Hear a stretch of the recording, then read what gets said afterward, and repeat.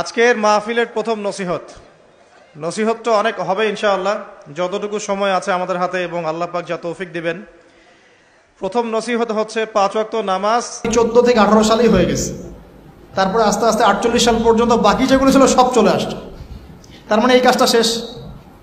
তাহলে ওখান থেকে যদি বিশ্বকে শাসন করতে হয় ওদের, তাহলে ওই জায়গায় ওদের একটা রাষ্ট্র লাগবে কিনা। প্রিয় দর্শক বৃন্দ, আপনাদের সবাইকে জানাই আন্তরিক শুভেচ্ছা ও স্বাগতম। আমরা সবাই জানি ইসলাম একটি পূর্ণাঙ্গ জীবন ব্যবস্থা। এই দিন আমাদের শিখিয়েছে কিভাবে চলতে হবে, কিভাবে কথা বলতে হবে, কিভাবে মানুষকে ভালোবাসতে হবে এবং কিভাবে আল্লাহর সন্তুষ্টি অর্জন করতে হবে। আজকের এই আলোচনার মাধ্যমে আমরা চেষ্টা করব কুরআন ও হাদিসের আলোকে। কিছুক্ষণ আগে আমরা আসরের নামাজ জামাতে পড়েছি না? আলহামদুলিল্লাহ। এই নামাজ আজকে প্রথম পড়লেন কারা কারা? হাত তোলেন। আজকে প্রথমবার নামাজ পড়লেন কারা কারা? হাত তোলেন দেখি। আচ্ছা, সবাই নামাজি, মাশাআল্লাহ। আজকের মাহফিলের প্রথম নসিহতটা অনেক হবে ইনশাআল্লাহ, যতটুকু সময় আছে আমাদের হাতে এবং আল্লাহ পাক যা তৌফিক দিবেন। প্রথম নসিহত হচ্ছে 5 ওয়াক্ত নামাজ জামাতের সাথে পড়তে হবে। রাজি আছেন? আল্লাহ পাক কবুল করুন, আমিন। একটা হাদিস বলি, তাহলে নামাজের গুরুত্ব আপনার মাথায় চলে আসবে ইনশাআল্লাহ। বলবো? হাদিসটা কঠিন। রাসূলুল্লাহ সাল্লাল্লাহু আলাইহি ওয়াসাল্লাম বলেছেন, যখন নবীর নাম উচ্চারিত হবে তখন বলবেন কি? সাল্লাল্লাহু। আমাদের সমকালীন ফিতনাগুলো নিয়ে, কিন্তু দিন শেষে বাড়িতে যদি কিছু না নিয়ে যেতে পারেন তাহলে আলোচনায় এসে কোনো লাভ নাই। এই ছবি তোলাতুলি, ভিডিও করা, হ্যাঁ, স্লোগান দেয়া, আইওয়া শোডাউন করার মধ্যে কোনো ফায়দা নাই। ফায়দা কিসে? কদ আফলাহা মান যাক্কাহা। আল্লাহ পাক সূরা শামসের মধ্যে বলছেন, কদ আফলাহা, সে ব্যক্তি সফল হয়ে গেল। সে ব্যক্তি সফল হয়ে গেল মানে সে জান্নাতে চলে যাবে ইনশাআল্লাহ। কে? মান যাক্কাহা, যে ব্যক্তি তার নফসটাকে, তার এই যে কলব, এটাকে পরিশুদ্ধ করতে পেরেছে, সে ব্যক্তি সফল হয়ে গেল। ওয়াকাদ খাবা মান দাসাহা, আর যে ব্যক্তি তার নফসটাকে পরিশুদ্ধ করতে পারলো না, সে ব্যক্তি ধ্বংস হয়ে গেল। নফস কিভাবে পরিশুদ্ধ হবে, এটা আমাদের আজকের আলোচনার টপিক। তার আগে আমরা বলি, 5 ওয়াক্ত নামাজ ছাড়া নফস কখনো পরিশুদ্ধ হবে না। আজকে আমরা অনেক যদি আলোচনা করি, বাসায় কিছু নিয়ে যেতে না পারি, তাহলে আলোচনার কোনো লাভ নাই, কোনো ফায়দা নাই। মানুষকে দেখানো, তাকবীর দেয়া, এই যে আমাকে প্রোটোকল দিয়ে নিয়ে আসলেন, ঠিক আছে, ভালোবাসার জায়গায়, কিন্তু দিন শেষে যদি আমরা আল্লাহর সামনে আত্মসমর্পণ করতে ব্যর্থ হই, তাহলে এই মাহফিলগুলোর বরকত নষ্ট হয়ে যাবে। আমরা কি চাই যে মাহফিলের বরকত নষ্ট হয়ে যাক? আসরের জামাত আমরা আদায় করেছি, এই জামাত আমাদেরকে শৃঙ্খলা শিখিয়েছে, শেখায় নাই? একজন ইমাম লিড দিলেন নামাজে, আপনারা তাকে ফলো করলেন, তাই নয় কি? এটাই তো হচ্ছে মুসলিম উম্মার বৈশিষ্ট্য। মুসলিম উম্মাহ হবে শৃঙ্খলাবদ্ধ জাতি, যাদের প্রতিটা কাজ হবে সুশৃঙ্খল। আর আমাদের কাজগুলো কি এখন সুশৃঙ্খল? আমরা কিন্তু উশৃঙ্খল জীবনযাপন করি। দেখবেন ওই যে একটা হাদিস আছে শেষ জামানায়, যে নারী পুরুষের পোশাক পরবে, পুরুষ নারীর পোশাক পরবে। এই যে উশৃঙ্খলতা, দেখেন না এখন শেষ জামানায় আপনি দেখবেন এমন এক শ্রেণীর মেয়ে বের হয়েছে বাজারে, রাস্তাঘাটে, সমাজে, যারা কাপড় পরবে কিন্তু কাপড় পরেও নগ্ন থাকবে। এ কোনো হাদিস আমি বানিয়ে বলছি না, সবগুলো হাদিস সহি। এখন দলিল দিতে গেলে অনেক সময় চলে যাবে। তো উশৃঙ্খলতার যুগ, কাপড় পরে থাকাটা তাকওয়ার পোশাক, শালীনতা। আর এখনকার যুগটা চলছে কাপড় খোলার যুগ। কথা ঠিক না ঠিক বলেন? এখন মানুষ কাপড় খুলতে পারলে বেশি কমফোর্ট ফিল করে। আর আপনারা জানেন না, এই মহাবিশ্বে আমাদের পিতা এবং মাতা আদম এবং হাওয়া আলাইহিমুস সালাম, তাদেরকে সর্বপ্রথম কে নগ্ন করে দিয়েছিল জানেন? ফালাম্মা যাকাশ শাজারা, যখন আমাদের পিতা মাতা ওই গাছের কাছে চলে গেলেন। কোন গাছ? যেটা আল্লাহ পাক বলেছিলেন ফালা তাকরাবা হাযিহি শাজারা। ওই গাছের কাছে যখন তারা চলে গেলেন, তার ফল খেয়ে ফেললেন। বাদাত লাহুমা সাওআতিহিমা, তাদের এই যে পোশাকটা, এই পোশাকটা খুলে পড়ে গিয়েছিল এবং লজ্জাস্থান উন্মুক্ত হয়ে গিয়েছে। তো সর্বপ্রথম আমাদের পিতামাতাকে নগ্ন করে দিয়েছিল কে? ইবলিস। এখন যারা মুসলিমদের গা থেকে কাপড় খুলে ফেলতে চাচ্ছে, এরা তাহলে কার অনুসারী? দলিল কি পেয়েছেন? বানিয়ে বলি নাই, সূরা আরাফ পড়েন, পেয়ে যাবেন ইনশাআল্লাহ। কোন সূরা? সূরা আরাফ। প্রথম নসিহত প্রিয় ভাইরা, এই যুগটা হচ্ছে উচ্ছৃঙ্খলতার যুগ। এই যুগে মানুষ আল্লাহ পাকের হালালকে খুব কমই পরোয়া করে। আল্লাহর হালালকে মানুষ হারাম করে নিচ্ছে, আর আল্লাহর হারামকে মানুষ হালাল করে নিচ্ছে। আল্লাহ পাকের বিশাল একটা হারাম হচ্ছে সুদ বা রিবা, আর এখন আমাদের উপর রিবা হয়ে গেছে ওয়াজিব। নাউজুবিল্লাহ।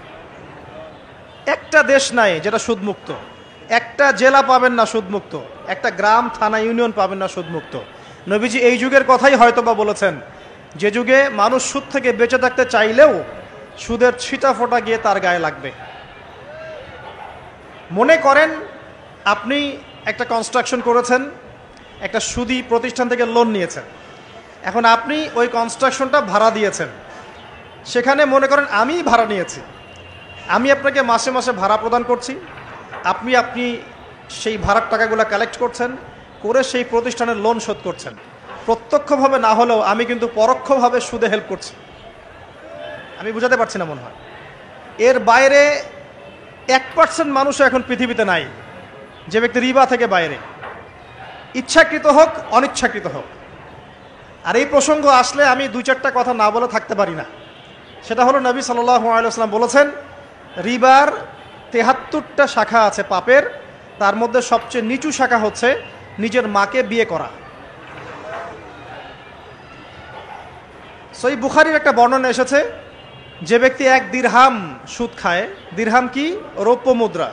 কোথায় আছে? জাদুঘরে। কোথায় আছে? মার্কেটে আছে। রৌপ্য মুদ্রা দেখেছেন জীবনেও? স্বর্ণ মুদ্রা দেখেছেন? কোরআনে আছে, হাদিসে আছে, মার্কেটে নাই। কেন মার্কেটে নাই? কারণ পশ্চিমারা স্বর্ণ এবং রৌপ্য মুদ্রাকে হারাম করে দিয়েছে। পশ্চিমারা স্বর্ণ এবং রৌপ্য মুদ্রার ডিলিংসটাকে মার্কেট থেকে উঠিয়ে দিয়েছে। এই জন্য আপনি মার্কেটে গোল্ড কয়েন এবং সিলভার দিরহাম পাবেন না। কিন্তু আল্লাহর রাসূল সাল্লাল্লাহু আলাইহি ওয়াসাল্লামের যুগে এটা ছিল। এখন অনেক মানুষ দেখবেন বেদাত নিয়ে কথা বলে একদম ফেনা বের করে ফেলছে। অর্থনৈতিক সেকশনের বেদাত চোখে পড়ে নাই। এখন বলতে পারে এটা তো দুনিয়াবি বিষয়। বাস্তবিক অর্থে এটা দুনিয়াবি বিষয় নয়। কারণ এই পেপার মানির মধ্য দিয়ে, ইলেকট্রনিক মানির মধ্য দিয়ে আপনার সম্পদকে সিজ করে চুষে খাওয়া হচ্ছে, আপনি বুঝতে পারছেন না। এখন প্রতারণা করা কি জায়েজ না জায়েজ? শোয়েব আলাইহিস সালামের নাম শুনেছেন? একটা কম ছিল মাদিয়ানে, শোয়েব আলাইহিস সালামের কম। এই কম সম্পর্কে আল্লাহ পাক যখনই কথা বলেছেন তখনই তাদের একটা দোষ উল্লেখ করেছেন। সেটা কি? সেটা হচ্ছে যে তোমরা অন্যায়ভাবে মানুষের সম্পদ আত্মসাৎ করো না। তোমরা অন্যায়ভাবে মানুষের সম্পদ আত্মসাৎ করো না। এই কাজটা করতো শোয়েব আলাইহিস সালামের কম, এবং তারা মাপে কম দিত, জনগণের অর্থ সম্পদ লুটে পুটে খেত। আল্লাহ রাব্বুল আলামিন তাদেরকে ভূমিকম্প দিয়ে ধ্বংস করে দিয়েছে। এখন এই পুরো মনিটরি সিস্টেম যেটা চলছে, এর মধ্য দিয়ে গরিব যে দেশগুলো আছে, স্বল্প উন্নত দেশ বা মধ্যম পর্যায়ের দেশ বা আরও নিম্ন পর্যায়ের অর্থনৈতিক সেকশনে, তাদের রক্তগুলো চুষে চুষে খেয়ে একটা সভ্যতা আজকে বিশাল বিশাল অট্টালিকা নির্মাণ করেছে।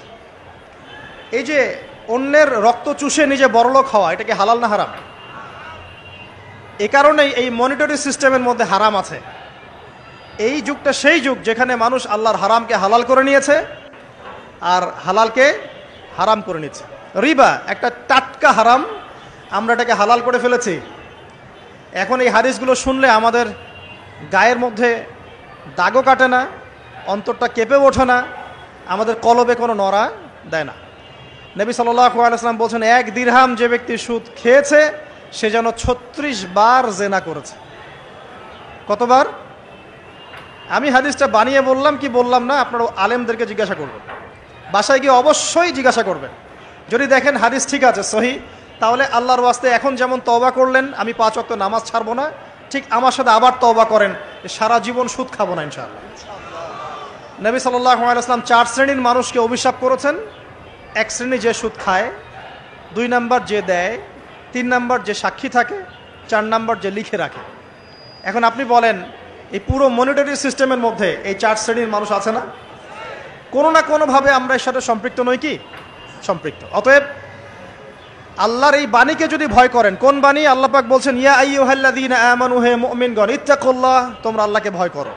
ওয়াযারু মা বাকিয়া মিনার রিবা ইন কুনতুম মুমিনিন, তোমরা সুদের অবশিষ্ট অংশগুলো ছেড়ে দাও যদি প্রকৃতপক্ষে তোমরা মুমিন হয়ে থাকো। ওয়া ইল্লাম তাফআলু, তোমরা যদি সুদ না ছাড়ো, আল্লাহর হুঁশিয়ারি শোনেন, যদি তোমরা সুদ না ছাড়ো, ফাযানু বিহারবিন মিনাল্লাহি ওয়া রাসূলিহি, তাহলে আল্লাহ এবং তার রাসূলের সাথে যুদ্ধের ঘোষণা শুনে রাখো।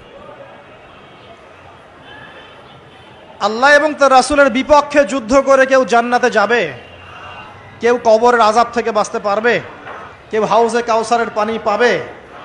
আল্লাহ এবং তার রাসূলের সাথে যুদ্ধ করে কেউ টিকতে পারবে? আপনার কি তাই মনে হয়? যদি মনে হয় তাহলে দিব্যি সুদ খান, কোনো সমস্যা নেই।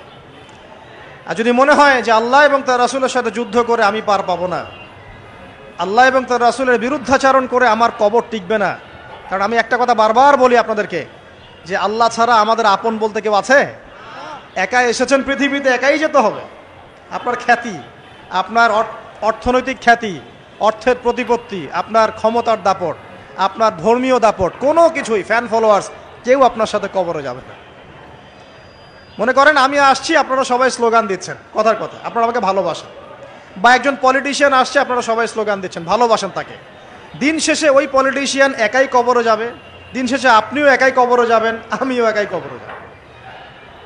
আলটিমেটলি কি হলো? দুনিয়া এবং আখেরাতে আল্লাহ ছাড়া প্রকৃত বন্ধু আমাদের কেউ নাই, প্রকৃত মওলা কেউ নাই। সেই আল্লাহ এবং তার রাসূলের বিরুদ্ধাচরণ করে কেউ তার সাথে যুদ্ধ করে কবরে পার পাবে, এমনটা ভাবা বোকামি নয় কি?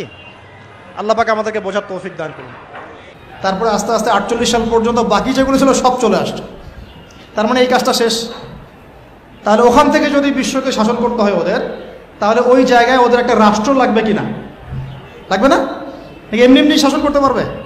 ওই রাষ্ট্র গঠন হয় নাই কত সালে? 48। কত সালে? আরও মিলান। তাহলে ওদেরকে ওখান থেকে রুলিং স্টেট, সুপার পাওয়ার হতে হবে। সুপার পাওয়ার মানে কি? সব কিছুকে নিয়ন্ত্রণ করে যারা, তো সেটা কি তারা করছে না? মিডিয়া কার হাতে? মিডিয়াগুলা ওদের হাতে। ব্যাংকিং সিস্টেম কার হাতে? ওদের হাতে। পলিটিক্যাল অ্যাফেয়ার্সগুলো কার হাতে? ওদের হাতে। অস্ত্র শস্ত্র, বড় বড় অস্ত্রগুলো কার হাতে? কি আরবের উপর নিয়ন্ত্রণ কার হাতে? আপনারা মনে করেন যে আরবের উপর নিয়ন্ত্রণ নাই, সব স্বাধীন? আরবের উপরে অদৃশ্য শিকল পড়ানো আছে, কিছুই করতে পারবে না আরব নেতারা। আপনারা বারবার বলছেন হামাস, আরব, আইনাল আরব, বোমা পড়ছে আর বাচ্চারা বলছে আইনাল আরব, বলছে না? চিল্লাচ্ছে, বলছে আইনাল আরব। ওদের এই চিৎকার এদের কানে পৌঁছায় না, ওদের কান ইহুদি আর খ্রিস্টানদের টাকা দিয়ে বন্ধ করে দেওয়া আছে। ওদের এই মাজলুমদের চিৎকার ওদের কান পর্যন্ত পৌঁছায় না, কারণ তাদের মসনদ টিকে আছে ইহুদি খ্রিস্টানের সমর্থনে। এবং আরো বহু কান্ট্রির মধ্যে এই পশ্চিমাদের বেস ক্যাম্প আছে, সামরিক ঘাঁটি আছে, সামরিক বেস ক্যাম্প আছে, ওখান থেকে তারা ফ্লাই করে। এই পশ্চিমাদেরকে তেল বিক্রি করে করে করে আরবরা ধনী হয়ে গেছে। আর ওই তেলগুলো যদি আমরা না দিতাম, আজকে ওদের একটা যুদ্ধ বিমানও ফ্লাই করতো না। তারপরেও কিছু কি শব্দ ইউজ করবো জানি না, বলতে গেলে ভাই বেশি বলে ফেলবো, তখন আমার তাজকিয়া নষ্ট হবে। বলে আমাদের কি করার আছে, আমরা কি করতে পারি?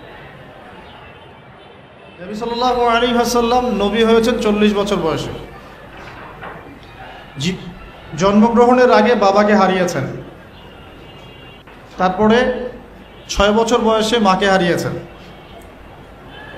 8 বছর বয়সে দাদাকেও হারিয়েছেন। বাবার নাম ছিল বাবা আব্দুল্লাহ, মায়ের নাম ছিল মা আমিনা, দাদার নাম ছিল দাদা আব্দুল মুত্তালিব। এরপরে তিনি মানুষ হয়েছেন চাচার পরিবারে, চাচার নাম ছিল আবু তালেব। 8 বছর বয়স থেকে নিয়ে বলা যায় 53 বছর পর্যন্ত চাচার গার্ডিয়ানশিপেই ছিলেন। সুবহানাল্লাহ।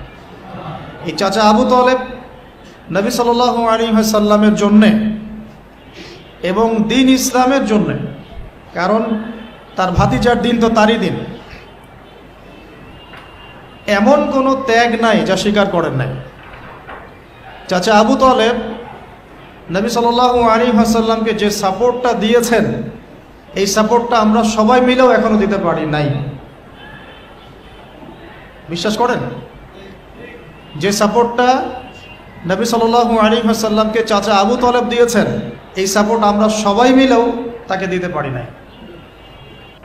চাচা আবু তলেব শেষ পর্যন্ত কালিমা পড়েন নাই।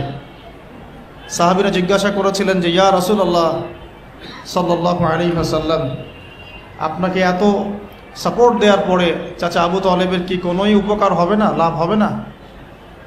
নবীজি বলেছেন সাল্লাল্লাহু আলাইহি ওয়াসাল্লাম, আমি না থাকলে আমার চাচাকে জাহান্নামের একদম অতল তলে রাখা হতো।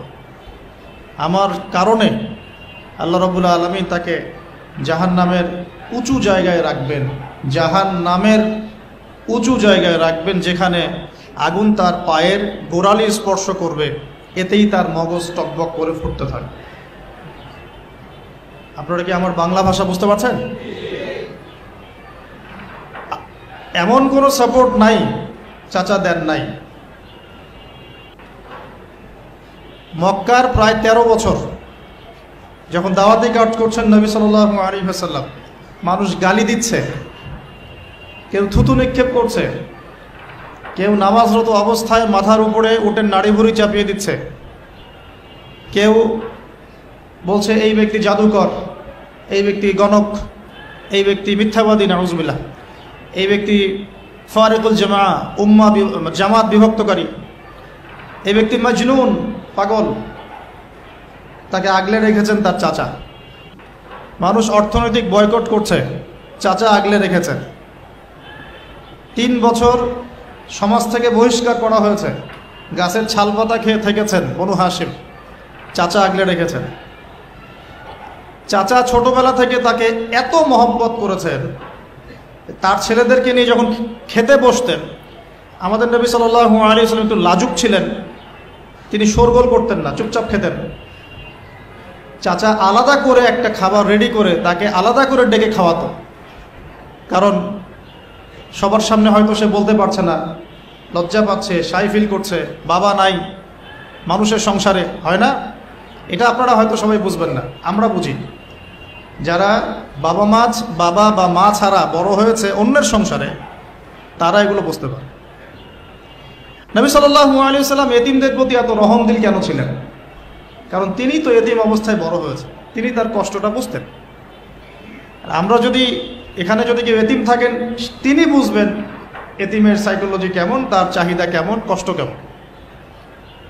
আমি তো বারবার বলে আসছি কয়েকদিন থেকেই, আমাদের তো কারো সন্তান মারা যায়নি, আমাদের কারো সন্তানকে তো বোম মেরে বুলেট দিয়ে গুলি করে হত্যা করা হয়নি, আমরা তো সেই লাশ দাফন করি নাই। তাহলে আমরা কিভাবে প্যালেস্টাইনের মাজলুম ভাইদের আর্তনাদ আমাদের কান পর্যন্ত পৌঁছাবে? কিভাবে পৌঁছাবে না, পৌঁছালেও কলব পর্যন্ত পৌঁছাবে না। আমার সাথে তো এটা হয় নাই।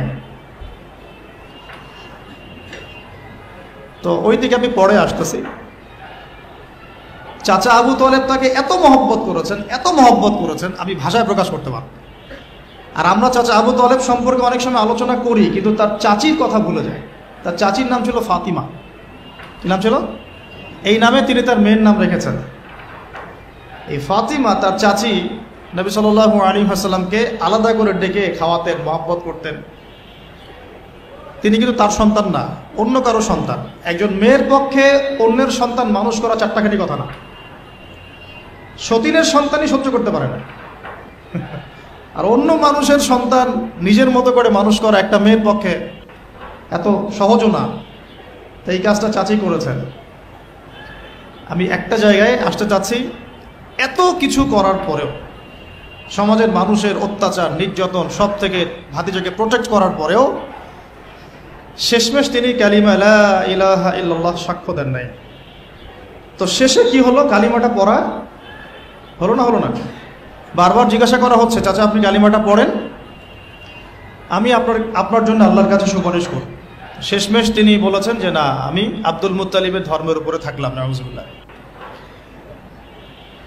সারা জীবন সাপোর্ট দেওয়ার পরে কালিমা পড়ে মুসলিম না হওয়ার ফলশ্রুতিতে আল্লাহর নবীজি বলছেন আল্লাহ পাক তাকে জাহান্নামের উঁচু স্থানে রাখবেন। আমরা যারা মুসলমান, মুসলিম পরিবারে জন্মগ্রহণ করেছি, আমরা বা আমাদের মধ্যে বেশিরভাগ মানুষ এখনও এই নিয়ামতের শুকরিয়া আদায় করতে পারি নাই যে আল্লাহ পাক আমাদেরকে মুসলমান পরিবারে জন্ম দিয়েছে, কালিমা পড়ার তৌফিক দিয়েছে। আমরা সহজে যা পেয়ে যাই তার মূল্য বুঝি না। আল্লাহ পাক যে আমাদেরকে, আল্লাহ পাক কি আমাকে জিজ্ঞাসা করেছিলেন যে আবু তো আদনান তোমাকে মুসলিম বানাবো না অমুসলিম বানাবো? আপনাকে কি আল্লাহ পাক জিজ্ঞাসা করেছেন হে আব্দুল্লাহ, আব্দুর রহমান, তোমাকে মুসলিম বানাবো না অমুসলিম বানাবো, তুমি কি চাও? আল্লাহ পাক আমাদেরকে জিজ্ঞাসা করেন নাই। নিজ অনুগ্রহে আল্লাহ পাক আমাদেরকে মুসলিম পরিবারে জন্ম দিয়েছে। তো সেই মুসলিম পরিবারের মানুষ এখন কালিমা লা ইলাহা ইল্লাল্লাহ এর সঠিক মর্মও জানে না, তাওহীদও জানে না, শিরকও চিনে না, ইমানের রোকনগুলোও বোঝে না, ইমানের মূলনীতিও বোঝে না, ইমান ভঙ্গের কারণও বোঝে না, কোনো কোনো ক্ষেত্রে ওযু গোসলের মাসলা মাসাইলও জানে না, নামাজ পড়ার ফরজ ওয়াজিব সুন্নাত মুস্তাহাব বোঝে না, নামাজ পড়েও না। মাশাআল্লাহ, জুমার দিনে নামাজ পড়তে আসে অনেকেই, ঈদের দিনে প্রথম দেখা যায়, আর জানাজার নামাজে প্রথম দেখা যায়। আর দেখা যায় যারা এরকম নামাজ কালাম পড়ে না তাদের জানাজা আবার ৩-৪ বার হয়। নামাজগুলো মনে বাকি শোধ করে পড়ে, রোজা রাখে না, জাকাত তো মাশাআল্লাহ প্রায় উঠে গেছে বললেই চলে সমাজ থেকে। বাংলাদেশের ধনিক শ্রেণীরা যদি জাকাত দিত 10টা পদ্মা সেতু বানানো যায়। বিশ্বাস করতেছেন না? ধনীরা যদি সত্যি সত্যি জাকাত দিত, জাকাতের টাকা পদ্মা সেতুতে দেওয়া যাবে কিনা সেটাও একটা মাসালা আর কি। আমি একটা এক্সাম্পল দিলাম আর কি। জাকাতের টাকা তো ওইটা করা যাবে কিনা এটা তো একটা মাসালা, তাই না? জাকাতের খাত তো 8টা, ইন্নামা সাদাকাতু লিল ফুকারা ওয়াল মাসাকিন ওয়াল আমিলিনা আলাইহা ওয়াল মুআল্লাফাতি কুলুব ওয়া ফির রিকাব ওয়া ফি সাবিলিল্লাহ, এরকম কয়েকটা খাত আছে। আমি একটা এক্সাম্পল দিলাম, যদি বাংলার মানুষ ধনিক শ্রেণী ঠিকঠাক জাকাত দিত, বিশ্বাস করেন সমাজে আপনি দরিদ্র মানুষ খুঁজে পেতেন। আর জাকাত ভিত্তিক অর্থনীতি চালু আপনি করতে পারবেন না, রাষ্ট্রীয়ভাবে পারবেন না। বলে কেন পারবেন না?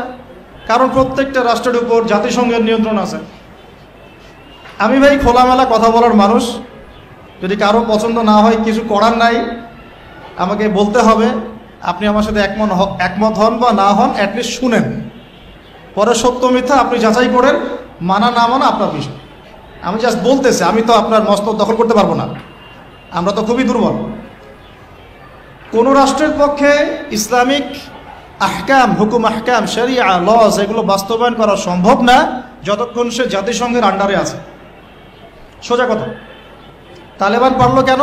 ওর আন্ডারে নাই, ও কারোর সাথে চলে না। সুবহানাল্লাহ। আবার অনলাইনে মাঝে মাঝে দেখি কিছু কিছু শায়েক আছে, বলছে যে তোমরা ওদেরকে জামাই মনে করো, এই করো, তোমাদের আকীদা ঠিক নাই। তালেবানদেরকে যে পজিটিভভাবে দেখে সেও নাকি মুনাফিক। কি বুঝলেন? যারা বিগত 20 বছর ধরে কুফারদের সাথে সশস্ত্র জিহাদ করলো তারা হচ্ছে মুনাফিক। কি সুবহানাল্লাহ পড়বেন নাকি? যারা বিগত 1 বছর 2 বছর না, 20টা বছর ধরে খেয়ে না খেয়ে নিজেদের সামর্থ্য অনুযায়ী জালেমদের বিরুদ্ধে যার যা ছিল তাই নিয়ে দাঁড়িয়ে গেছে, যুদ্ধ করতে করতে করতে করতে বলা হয় যে প্রত্যেক 5টা বাড়িতে একটা করে শহীদ আছে। 5টা বাড়িতে একটা করে শহীদ আছে, 10টা বাড়িতে কারো পা নাই, কারো হাত নাই। 20 বছর কি কম সময় নাকি? অগণিত বোম্বিং হয়েছে পাকিস্তানের মাটি ব্যবহার করে। যখন পারভেজ মোশাররফ ক্ষমতায় ছিল, ওই জায়গাটাকে সে বেস ক্যাম্প করে দিয়েছিল, যে আমেরিকান বিমান এখান থেকে ফ্লাই করবে, ওখানে বোম ফেলবে। আমাদের মুসলিম ভাই, ঠিক আছে? ওই যে আল্লামা ইকবাল একটা কথা বলেছেন, তুঝ জৈসা দোস্ত হো তো দুশ্মন কি ক্যা জরুরত है। তোর মতো বন্ধু থাকলে আর শত্রুর কি দরকার। এটা আমরাও ফিল করি এই দাওয়াতের মাঠে কাজ করতে গিয়ে, তুঝ জৈসা দোস্ত হো তো দুশ্মন কি ক্যা জরুরত।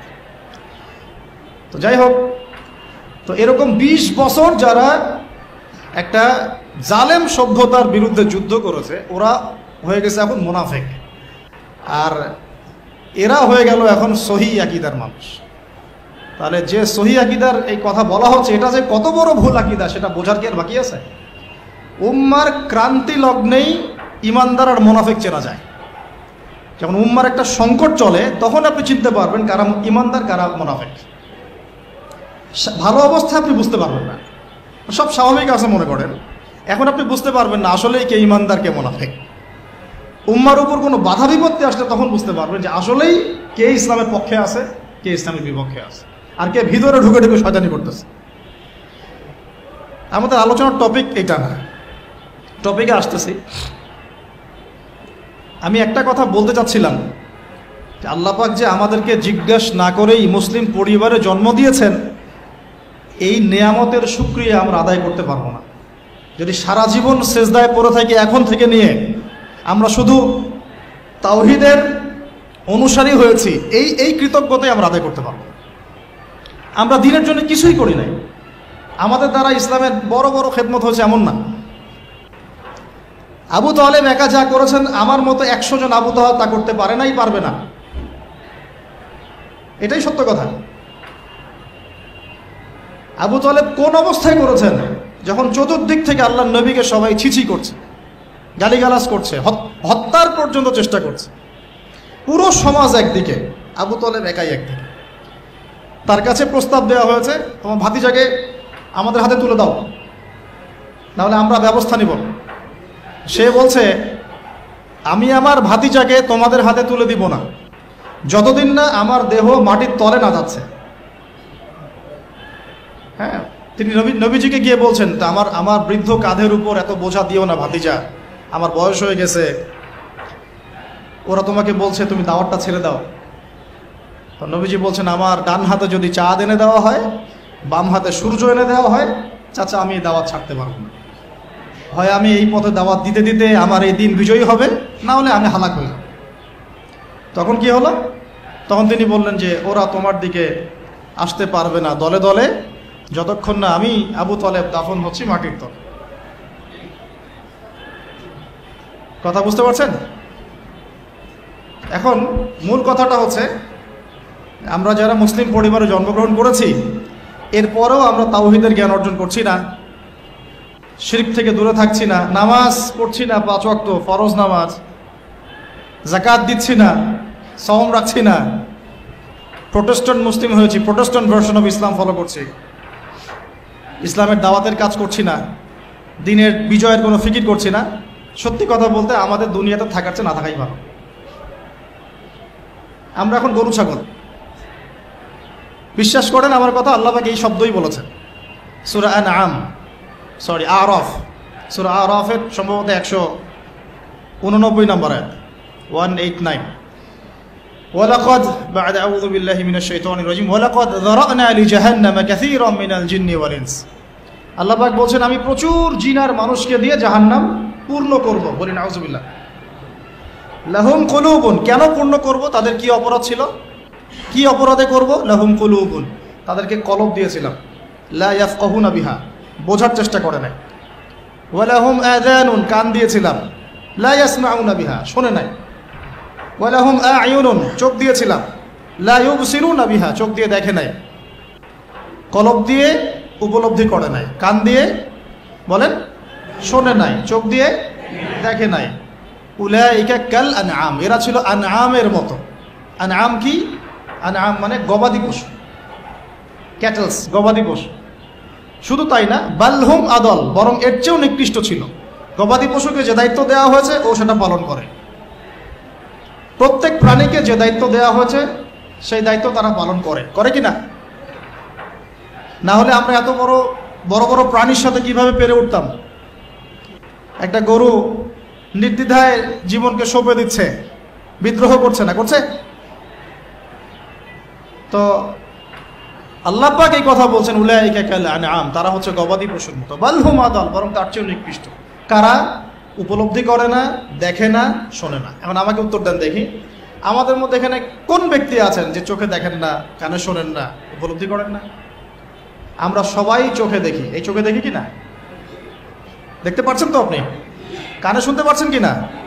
তাহলে আল্লাহ পাক কোন চোখের কথা বলছেন আর কোন কানের কথা বলছেন যেগুলো অন্ধ? বলেন। নিঃসন্দেহে অন্য একটা চোখ আছে, আরেকটা কান আছে, আরেকটা চোখ আছে, কান আছে, এটা কোথায়? কলবে। তাহলে আবু জেহেল আল্লাহর নবীকে চিনতে পারছে না, আবু বকর